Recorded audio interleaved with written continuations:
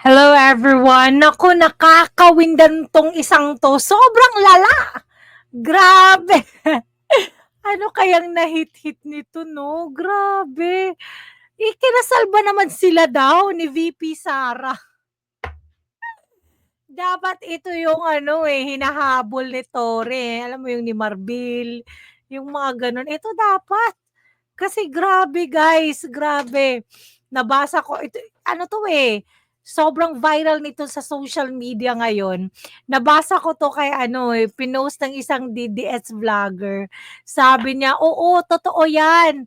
Flower girl nga ako, eh." Nakakaloka talaga ito guys, panoorin natin yung video, ha. Okay. Sa mga nagtatanong po sa amin kung totoo po yung bali-balita that ako po at saka si Inday Sara Duterte, the Vice President, got married a long time ago.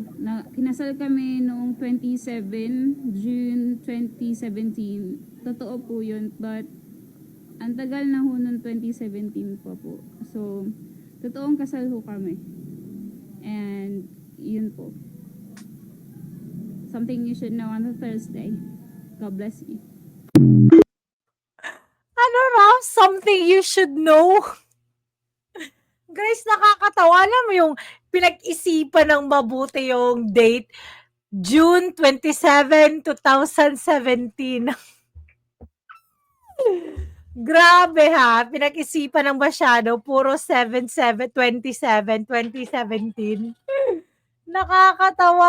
Alam mo yung, sino kayang nagtanong sa kanya 'no, sa mga nagtatanong sa amin. Anong sa amin? Marami ka ba 'te? Nakakatawa talaga. Ano ba 'yan? Marami tuloy nag-comment, sabi ng iba, "Totoo 'yan, ako yung tablecloth." At sabi ni Hazy Haze, tablecloth daw siya nung time ng kasal nila, malala. Nakakatawa.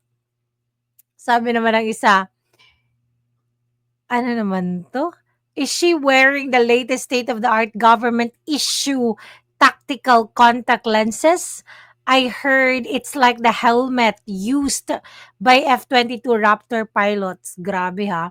Problema lang ng high-tech AI lenses na yan, di ka sinasabihan na ang proof of marriage ay marriage certificate.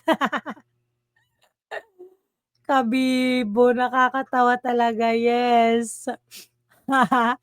May nag-post ng ano, lechon baboy na naglalakad. Alam mo yung baboy na naglalakad na naka two-piece, na naka-ano, nakatibak pala, nakatibak. Sabi ni GJ Dumaging, "Ako po ang lechon."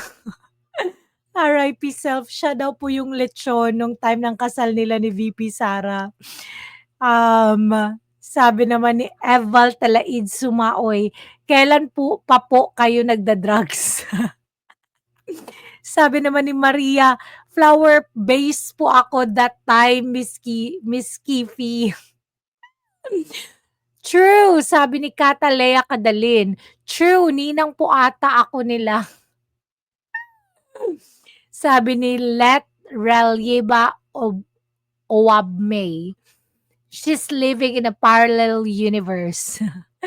Mind contact lens, bangag leps, literally and figuratively. Naka-drugs ka, te? Hindi ba pwedeng makasuhan ang mga ganitong nilalang? Hindi pwede ikatwiran na pang mental case siya or bangag lang sa droga. Dapat mabigyan ng leksyon ang mga ganitong uri ng ewan. Namimihasa naman masyado porke at hindi pinapatulan at pinapansin. Totoo po yan, alam na alam ko yan. Ako yung ringworm sa utak ni ate. Ay naku, balik tayo sa comment ni Catherine Felix. Yes, dapat talaga turuan 'to ng leksyon. Ito yung klase ng fake news talaga, 'di ba? Dapat ganito, yung mga hinuhuli nila, yung mga iniimbestigahan.